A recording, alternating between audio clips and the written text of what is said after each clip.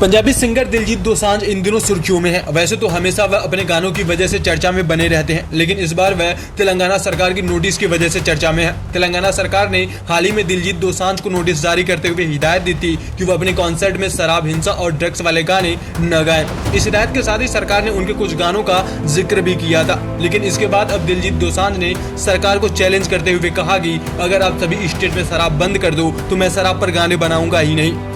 इसके साथ ही दिलजीत ने बॉलीवुड पर भी तंज कसा। दिलजीत ने कहा कि शराब पर बॉलीवुड के करीब हजारों गाने होंगे, लेकिन सरकार उन पर रोक नहीं लगाती। कोविड का जिक्र करते हुए दिलजीत ने कहा कि कोविड के दौरान सब कुछ बंद था, लेकिन ठेके बंद नहीं थे। वैसे तो दिलजीत के ज्यादातर कॉन्सर्ट विदेशों में ही रहते हैं, लेकिन इस बार 15 नवंबर को उनका एक कॉन्सर्ट हैदराबाद में था। दिलजीत ने सरकार को एक और चैलेंज दिया। दिलजीत ने कहा कि जहां जहां मेरे शो हैं, आप एक दिन के लिए शराब बैन कर दो। मैं शराब पर गाने नहीं बनाऊंगा, यह मेरे लिए बहुत ही आसान है। आगे उन्होंने कहा कि मैं कोई नया कलाकार नहीं हूं कि आप बोलोगे ये गाना नहीं गा सकता, वो गाना नहीं गा सकता, और मैं कहूँगा अरे अब मैं क्या करूँ, मैं गाना बदल दूंगा, उतना ही मजा आएगा। लेकिन सवाल यह है कि आज देश में सबसे ज्यादा गाने शराब पर बॉलीवुड के ही हैं, आखिर सरकार उन पर बैन क्यों नहीं लगाती।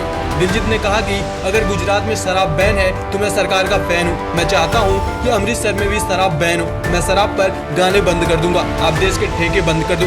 लेकिन सवाल यह है कि क्या सरकार ऐसा कर सकती है।